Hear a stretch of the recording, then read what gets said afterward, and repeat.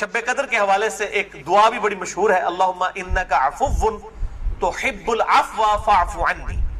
یہ روایت مشکات میں بھی موجود ہے 2091 اور جامع ترمذی اور سنن ابن ماجہ میں موجود ہے، لیکن یہ روایت منقطع ہے۔ وہ تابعی جو ہے عبداللہ بن بریدہ، اس کا سماع اما عائشہ سے ثابت نہیں ہے۔ شیخ البانی سے حسن درجے تک پہنچاتے ہیں۔ بہرحال دعا کے بارے میں میرا موقف یہ ہے، چاہے کوئی ضعیف روایت بھی ہو، اگر کوئی دعا کے طور پہ اسے کر لے تو میں اس کے اوپر کوئی فتوی والا معاملہ نہیں کرتا۔ امام دارقطنی نے بھی یہ بات لکھی ہے کہ یہ منقطع روایت ہے، اللہم انک عفو تحب العفو فاعف عنی۔ 8ویں حدیث صحیح مسلم سے ہے، مشکات میں 2089۔ اما عائشہ رضی اللہ تعالیٰ عنہ کہتی ہیں کہ آپ صلی اللہ علیہ وسلم جس قدر رمضان مبارک کے آخری عشرے میں عبادت اور سخاوت والا معاملہ کرتے تھے، پورا سال کبھی ایسا نہیں کرتے تھے، اس آخری عشرے میں خصوصاً۔ اور ان طاق راتوں میں صلاۃ التسبیح کا بھی اہتمام کریں۔ ڈیٹیل کے لیے مسئلہ نمبر ہے 91 میرا صلاۃ التسبیح کے اوپر، اب وہ آپ ضرور دیکھیں، کیونکہ صلاۃ التسبیح بہت بڑی عبادت ہے، تو قیام کرنا ہی ہے۔ اعتکاف والے لوگ ویسے ہی گپے مارتے رہیں اور جناب وہ فیس بک پہ بیٹھے رہیں، اس سے بہتر ہے کہ کم از کم ہر طاق رات میں صلاۃ التسبیح کا اہتمام کریں، جماعت کے ساتھ نہیں، انڈیویجول لیول کے اوپر۔ نفلی نماز جو ہے وہ جماعت کے ساتھ، اگر بغیر دعوت کے کبھی کبھار ہو جائے وہ الگ بات ہے، وہ ثابت ہے، بخاری مسلم سے ثابت ہے۔ لیکن یہ جس طریقے سے اشتہار بازی کی ہوتی ہے کہ فلاں مسجد میں صلاۃ التسبیح کی جماعت اتنے بجے ادا کی جائے گی، یہ چیز ٹھیک نہیں۔ اگر بغیر اعلانیہ ہو، اعتکاف والے بیٹھے ہیں، اچانک ایک بندہ آگے ہوتا ہے، پیچھے لوگ نیت کر لیتے ہیں، اس کا جواز بخاری مسلم سے موجود ہے۔ آپ صلی اللہ علیہ وسلم نے رمضان کا پہلا عشرہ اعتکاف کیا، پھر دوسرا عشرہ بھی اعتکاف کیا، پھر سر مبارک خیمے سے باہر نکالا اور کہا کہ میں نے پہلا عشرہ اعتکاف کیا تھا شب قدر کی تلاش میں، لیکن مجھے نہیں ملی، دوسرے میں بھی نہیں ملی۔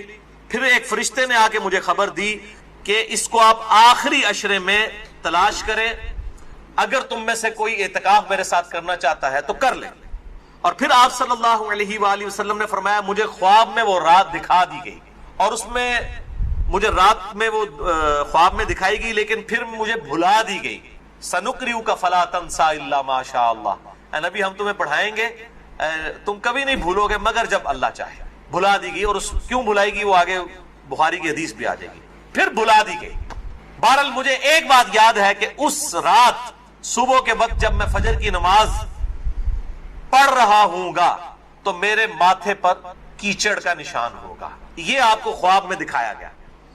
اور اسی حدیث میں الفاظ ہیں کہ 21ویں رات جب آئی، یعنی 20ویں اور 21ویں روزے کی درمیانی رات، اس میں جب آپ نے 21ویں روزے کی جب فجر پڑھی تو اس رات کافی بارش ہوئی، مسجد نبوی کی چھت ٹپکنے لگی، اور ظاہر ہے کہ قالین وغیرہ تو نہیں ہوتے تھے، مٹی پہ ہی نماز پڑھی جاتی تھی، یہی افضل ہے۔ لہٰذا اہل تشیع کا پارشلی مقدمہ اس حوالے سے مضبوط ہے کہ مٹی پہ ہی سجدہ ہونا چاہیے۔ تو بہرحال آپ صلی اللہ علیہ وآلہ وسلم کے ماتھے پر مٹی کا نشان پڑ گیا۔ صحابہ کہتے ہیں جب نماز کے بعد آپ صلی اللہ علیہ وسلم جب رخ انور صحابہ کی طرف کرتے تھے تو انہوں نے دیکھا کہ آپ صلی اللہ علیہ وآلہ وسلم کے ماتھے پر مٹی کا نشان ہے، تو صحابہ کو پتہ چلا اچھا آج شب قدر۔ اچھا اب آپ دیکھیں کہ یہ نہیں ہے کہ کوئی شے نظر آ جاتی ہے، ورنہ صحابہ کو بھی نظر آئی، آپ صلی اللہ علیہ وسلم کو بھی کوئی چیز نظر نہیں آئی۔ اور یہاں اتنا مشہور کیا کہتا ہے جی سمندر کا پانی میٹھا ہو جاتا ہے، بھائی کوڑ مارنے چھڑ دو، ان ماڈرن دور جے کسی گورے نے سن لی نا گل، اور جناب بیٹھ جائے گا رمضان دا پورا مہینے روزانہ دا ایک ٹیسٹ لے گا اور کہے گا دسو کس داڑے جناب شاید انہوں میٹھا ہوتا ہے سمندر دا پانی، جس سارے درخت سجدے میں گر پڑتے ہیں، بھائی ہم سی سی ٹی وی کیمرے لگا لیتے ہیں، پتہ لگ جائے گا کس وقت گرتے ہیں۔ یہ سب جھوٹ ہے، کسی روایت کے اندر موجود نہیں ہے، بس صرف آپ نے قیام کرنا ہے رات کا، کوئی ایک رات اس میں ہوگی۔ اسی لیے دیکھیں یہ فکس بھی نہیں کر کے بتائی گئی کہ فلاں ہے، کہا کہ 5 ہیں، 21ویں 23ویں 27ویں 25ویں 27ویں اور 29ویں۔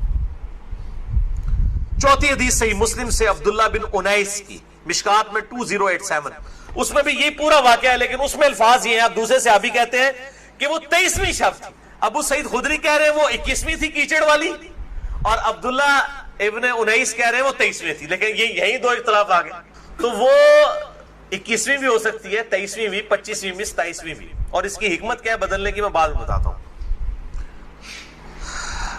تو یہ شب قدر کے حوالے سے ایک دعا بھی بڑی مشہور ہے، اللہم انک عفو تحب العفو فاعف عنی۔ یہ روایت مشکات میں بھی موجود ہے 2091 اور جامع ترمذی اور سنن ابن ماجہ میں موجود ہے، لیکن یہ روایت منقطع ہے۔ وہ تابعی جو ہے عبداللہ بن بریدہ، اس کا سماع اما عائشہ سے ثابت نہیں ہے۔ شیخ البانی سے حسن درجے تک پہنچاتے ہیں. بہرحال دعا کے بارے میں میرا موقف یہ ہے, چاہے کوئی ضعیف روایت بھی ہو, اگر کوئی دعا کے طور پہ اسے کر لے تو میں اس کے اوپر کوئی فتوی والا معاملہ نہیں کرتا. امام دارقطنی نے بھی یہ بات لکھی ہے کہ یہ منقطع روایت ہے. اللہم انک عفو تحب العفو فاعف عنی. پانچویں حدیث صحیح مسلم سے ہے, مشکات میں ہے 2088. سیدنا ابی ابن کعب کو کسی نے بتایا کہ عبداللہ ابن مسعود کہتے ہیں رضی اللہ تعالیٰ عنہ کہ جو شخص روزانہ آخری پہر جاگے گا تہجد کے وقت تو وہ شب قدر پا لے گا. اب یہ دیکھیں کہ روزانہ جو جاگے گا ظاہر وہ پا ہی لے گا.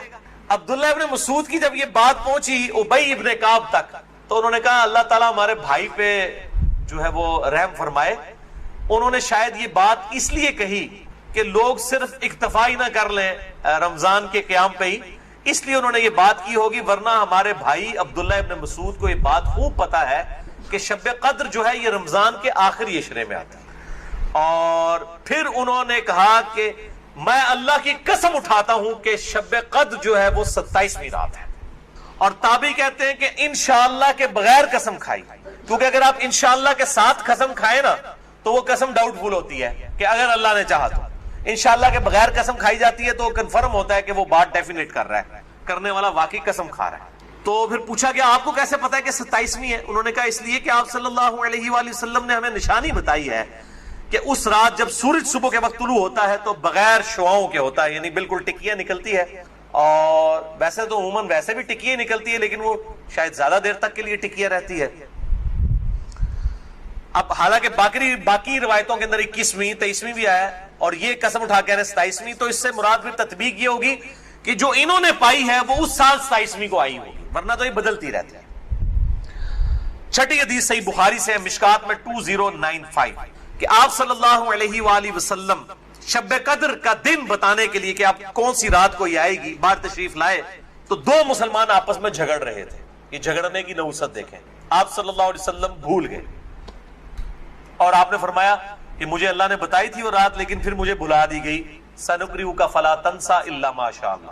اور پھر آپ نے فرمایا کہ اس وجہ سے بھلائی گئی کہ دو مسلمان آپس میں جھگڑ رہے تھے, اور پھر کہا ہو سکتا ہے کہ اللہ کی اسی میں بہتری ہو, یہ بھی ساتھ کہہ دیا, ورنہ انہوں دو مسلمانوں نے لوگ قیامت تک کوستے رہتے. بھائی اللہ نے بتانا ہوتا تو بعد میں بتا سکتے, اللہ کے لیے تو کوئی مسئلہ نہیں تھا, اسی میں بہتری ہو, اور یہ واقعی بہتری ہے. اور پھر فرمایا اب تم اسے 21ویں 23ویں اور 25ویں میں تلاش کرو. اب یہاں 27ویں 29ویں کا ذکر کوئی نہیں ہے, وہ الگ سے حدیث میں. تو حکمت یہ ہے بیسیکلی اس کو ڈیفرنٹ کرنے میں تاکہ لوگ یہ پورا عشرہ جو ہے وہ اہتمام کریں. دوسرا لوگ کہتے ہیں جی جس رات میں قرآن نازل ہوا تھا وہ ہوگی تو کوئی ایک ہی رات نا, یا 21ویں ہوگی, یہ تو نہیں ہے کہ 14 اگست اس دفعہ جو ہے 14 اگست کو آئے تو اگلی دفعہ 14 اگست جو ہے وہ 21 اگست کو آ جائے, اس طرح تو نہیں ہوگا. 14 اگست 14 اگست کو ہی آئے گا. تو یہ کیا وجہ ہے کہ قرآن جس رات میں نازل ہونا شروع ہوا وہ تو یا 21ویں تھی یا 23ویں تھی یا 25ویں یا 27ویں یا 29ویں, تو اگلے سال بھی وہی ہونی چاہیے. تو یہ دنیاوی اعتبار سے تو یہ بات بالکل ٹھیک ہے. لیکن جب اللہ تعالیٰ نے اس کی سیلیبریشن اس طرح کر دی ہے کہ اس سال میں اس کی سیلیبریشن کروں گا 21ویں کو, اگلے سال 23ویں کو, اس سے اگلے سال 27ویں کو, اس سے اگلے سال پھر شاید 21ویں کو ہو جائے, پھر کبھی 29ویں کو, تاکہ یہ روٹیٹ کرتی رہے, مسلمانوں کا شوق برقرار رہے. اس میں نظر کچھ نہیں آنا ہوتا, بس قیام کرنا ہوتا ہے. اللہ تعالیٰ 82 سال کی عبادت کا ثواب لکھ دے گا. اور اس کا آسان طریقہ میں آپ کو اینڈ پہ 2 حدیثیں بتا دوں گا سست الوجود لوگوں کے لیے انشاءاللہ میرے جیسے. صافی حدیث بھی بخاری اور مسلم دونوں میں ہے, مشکات میں 2090. اما عائشہ کہتی ہیں کہ جب رمضان کا آخری عشرہ ہوتا تو آپ صلی اللہ علیہ وسلم عبادت کے لیے کمر بستہ ہو جاتے, خود بھی راتوں کو جاگتے اور اپنے گھر والوں کو بھی جگایا کرتے. اللہ تعالی ہمیں بھی اس سنت پر عمل کرنے کی توفیق عطا فرمائے, آمین. 8ویں حدیث صحیح مسلم سے ہے, مشکات میں 2089. اما عائشہ رضی اللہ تعالیٰ عنہ کہتی ہیں کہ آپ صلی اللہ علیہ وسلم جس قدر رمضان مبارک کے آخری عشرے میں عبادت اور سخاوت والا معاملہ کرتے تھے, پورا سال کبھی ایسا نہیں کرتے تھے, اس آخری عشرے میں خصوصاً. 9ویں حدیث تو ہے ہی بالخصوص پرٹیکولرلی اعتکاف کے حوالے سے, اور اعتکاف بھی بیسیکلی شب قدر کی تلاش کے لیے ہوتا ہے. کم از کم وہ 10 دن مسجد میں ٹکا تو رہے گا نا, چلو ستے ہی لب گئی مسجد ہی تو مل جائے گی نا انہوں شب قدر, اور کوئی نہیں تو لوگ فجر اور عشاء کی نماز جماعت سے پڑھا دیں گے.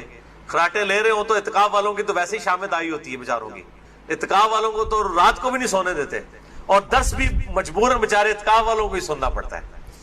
تو بخاری اور مسلم میں یہ حدیث ہے مشکات میں 2097. اما عائشہ رضی اللہ تعالیٰ عنہ کہتی ہیں کہ آپ صلی اللہ علیہ وسلم رمضان کے آخری عشرے کا اعتکاف فرمایا کرتے تھے یہاں تک کہ آپ کی وفات ہو گئی. ہر سال اعتکاف کرتے تھے آپ صلی اللہ علیہ وآلہ وسلم. یہ سنت موقدہ کفایہ ہے, چند لوگ کر لیں تو باقیوں کی طرف سے ادا ہو جائے گی. اور پھر آپ صلی اللہ علیہ وسلم کی وفات کے بعد آپ کی بیویاں بھی مسجد نبوی میں اعتکاف کیا کرتی تھی. لیکن اسی کانٹیکسٹ میں بخاری مسلم میں حدیث ہے ایک دفعہ آپ صلی اللہ علیہ وآلہ وسلم نے جو ہے وہ مسجد نبوی میں اعتکاف کے لیے خیمہ لگایا. کسی ایک بیوی نے آ کے خیمہ لگایا, پھر دوسری نے بھی وہ سوکن والا سلسلہ کرتے کرتے کئی خیمے لگے. آپ نے ساروں کے کھڑوا کے اپنا بھی کھڑوا دیا. اس سال آپ نے اعتکاف ہی نہیں کیا. پھر آپ نے اگلے سال صحیح بخاری میں آتا ہے 20 دن کا اعتکاف کیا اور وہ آپ کا آخری سال تھا. تو آپ نے اعتکاف ہی نہیں کیا کہ یہ یعنی اللہ کی رضا کی خاطر اعتکاف کیا جائے, نہ کہ میری وجہ سے کہ میرے ساتھ ایک بیوی اعتکاف بیٹھی ہے پھر دوسری بھی سب کے خیمے. اس سے یہ بات چلی کہ مسجد نبوی میں اعتکاف عورتیں کیا کرتی تھی اور مسجد میں اعتکاف آج بھی مسجد نبوی میں اور بیت اللہ شریف میں اعتکاف ہوتا ہے. بل اس حوالے سے میرا موقف تھوڑا اب لینیٹ ہو چکا ہے. اب جو پرفتن دور ہے جس کے اندر یہ موبائل کیمرے اور ویڈیوز اور سیکیورٹی تقریباً ختم ہو چکی ہے مسجدوں کی, اس صورتحال میں اگر عورتیں گھروں میں اعتکاف کر لیں تو اجتہاداً اس میں بھی کوئی حرج نہیں, کیونکہ مسجدیں جو ہے آج کل عورتوں کے اعتکاف کے اعتبار سے خطرے سے خالی نہیں ہے. جیسا کہ یہ موبائل فون ہے اور لوگوں کی اگلے دن بھی اخبار میں خبر آئی تھی, وہ تصویر کسی کی چڑھا دی, اس طریقے سے اس عورت نے خودکشی کر لی. اس قسم کے واقعات ہوتے ہیں. لہٰذا اس میں میرے خیال ہے اہل حدیث جو سختی کرتے ہیں وہ نہیں کرنی چاہیے. حنفیوں کا موقف مجھے مضبوط لگتا ہے خصوصاً اس دور کے اعتبار سے. میں حرام نہیں کہہ رہا, مسجد میں بیٹھنا بہتر ہے, مسجد نبوی شریف میں جہاں پہ سیکیورٹی ہے بیٹھے, لیکن ہمارے ملک کے اندر میں نہیں سمجھتا کہ سوائے چند ایک جگہوں کے اس طرح کی سیکیورٹی اویلیبل ہو. جہاں پہ ہو ضرور کریں. لیکن عورت نفلی روزہ اور اعتکاف اپنے خاوند کی مرضی کے بغیر نہیں کر سکتی, ذرا یہ ذہن میں رکھیے گا. 10ویں حدیث جامعہ ترمذی میں ہے, سنن ابی داؤد میں ہے, سنن ابن ماجہ میں, مشکات میں 2102. انس ابن مالک کا بیان ہے کہ آپ صلی اللہ علیہ وسلم رمضان کے آخری 10 دن میں اعتکاف فرمایا کرتے تھے, لیکن ایک سال نہ کر سکے تو اگلے سال 20 دن کا اعتکاف فرمایا. وہ ایک سال وہ بیویوں کی وجہ سے ہی نہیں کیا. اور صحیح بخاری میں 2099 نمبر حدیث ہے کہ جس سال آپ کی وفات ہوئی یہ 20 دن والا اعتکاف آپ صلی اللہ علیہ وآلہ وسلم نے اس سال کیا تھا جس سال آپ کی وفات ہوئی. اور اس بخاری کی حدیث میں الفاظ ہیں کہ اس سال پھر جبرائیل علیہ السلام کے ساتھ 2 دفعہ دورہ قرآن کیا. اور بخاری مسلم میں آتا ہے نا جو سیدہ فاطمہ کے کان میں ایک بات کہی تھی کہ اس سال میرے ساتھ 2 دفعہ دورہ کیا جبریل نے, مجھے لگتا ہے کہ میری موت کا وقت قریب آ چکا ہے. تو وہ رو پڑی اور پھر ایک اور بات کہی کہ تم جنتی عورتوں کی سردار ہو, تو وہ مسکرا پڑی. تو آپ صلی اللہ علیہ وآلہ وسلم کے ساتھ اس آخری اعتکاف میں 2 دفعہ دورہ قرآن حضرت جبرائیل نے کیا. الحمدللہ یہ تلک عشرۃ کاملہ 10 پوری ہوئی. اب آخری 2 حدیثیں شارٹ کٹ گفٹ کے طور پر شب قدر کا آسان قیام پانے کے لیے. پہلی حدیث صحیح مسلم سے ہے 1491 اور مشکات میں بھی ہے 630. سیدنا عثمان ابن عفان رضی اللہ تعالیٰ عنہ علیہ السلام کہتے ہیں کہ نبی صلی اللہ علیہ وآلہ وسلم نے فرمایا جس شخص نے عشاء کی نماز جماعت سے پڑھ لی گویا اس نے آدھی رات کا قیام کیا, اور پھر جس نے فجر کی نماز بھی جماعت سے پڑھ لی گویا اس نے پوری رات کا قیام کیا. اللہ اکبر کبیرہ والحمدللہ کثیرہ وسبحان اللہ بکرۃ واصیلا. اور یار ایسے کر سکتے ہیں نا کہ رمضان کے آخری عشرے میں پورے عشرہ کر لو تو جفت آگدہ بھی رولا بن جاتا ہے تے چاندی وجہ نہ. پورا رمضان ہی اہتمام کریں, پورا سال ہی اہتمام کریں, فجر اور عشاء جماعت کے ساتھ اور کوئی رکعت فوت نہ ہو. اگر ایک رکعت بھی فوت ہوگی تو وہ پاکستانی انڈیا بنگلہ دیش والی جماعت ہے. اللہ کے حضور وہ جماعت نہیں لکھی جاتی. جماعت اسی صورت میں ہے کہ آپ کی 4 کی 4 رکعتیں امام کے ساتھ ہو, سلام امام کے ساتھ آپ پھیریں. تو یعنی امام کے رکوع میں جانے سے پہلے آپ قیام کی حالت میں اس کے ساتھ مل جائیں سورہ فاتحہ پڑھ کے, تو آپ کو وہ 4 رکعتیں ملیں گی اور فجر کی 2 رکعتیں اس صورت میں. تو عشاء کی نماز آدھا قیام اور فجر کی بھی, اور رمضان میں تو ویسے ہی اٹھنا ہوتا ہے, بڑا آسان ہے الحمدللہ. دوسری حدیث جامعہ ترمذی میں ہے 806, سنن ابن ماجہ میں 1327, ترمذی میں 806. یہ واحد حدیث ہے آج کے پورے لیکچر میں جو مشکات میں موجود نہیں ہے. میں نے ترمذی اور ابن ماجہ کا نمبر بتا دیا. ابو ذر غفاری رضی اللہ تعالیٰ عنہ کہتے ہیں کہ نبی صلی اللہ علیہ وسلم نے فرمایا جو شخص امام کے ساتھ قیام اللیل کر لے رمضان میں یہاں تک کہ امام سلام پھیر کر فارغ ہو جائے، یعنی تراویح پڑھانے کے بعد، تو اسے پوری رات کے قیام کا ثواب ملے گا۔ اگر کوئی اکیلا تراویح پڑھتا ہے اس کے لیے فضیلت نہیں ہے یہ، جو امام کے ساتھ تراویح پڑھ لینا عشاء کے ساتھ ہی، اس کو پوری رات کے قیام کا ثواب ملے گا۔ اچھا، یہ جماعت کی جہاں پہ باتیں ہو رہی ہیں یہاں پہ عورتوں کو استثناء حاصل ہے، عورتوں کے لیے واجب نہیں ہے کہ مسجد میں جائیں، چلی جائیں، اگر کر سکتی ہیں تمام ضرور کریں، ان کو گھر میں بھی اللہ تعالیٰ انشاءاللہ تعالیٰ اس حوالے سے ثواب عطا فرما دے گا۔ حضور عورتیں پوچھ رہتی ہیں جی ہم کہاں سے یہ جماعت، ہم یہ آسان طریقہ، تو عورتوں کے لیے پھر اس حوالے سے آسانی ہوگی انشاءاللہ تعالیٰ۔ تو قیام اللیل اور تراویح کے حوالے سے مسئلہ نمبر میرا 20 ہے، وطر کے حوالے سے مسئلہ نمبر 130 ہے، اور آج انشاءاللہ یہ نیو 44 شب قدر شب برات کے حوالے سے ریکارڈڈ ہو گیا اللہ کے فضل سے۔ رمضان کا آلریڈی 53 ہے، لیکن میں انشاءاللہ اگلے 2 ہفتوں میں اسے 2 نشستوں میں ریوائز کر کے ریکارڈ کروا رہا ہوں انشاءاللہ ڈیٹیل کے ساتھ، 53A اور 53B مسئلہ کے عنوان سے انشاءاللہ تعالی۔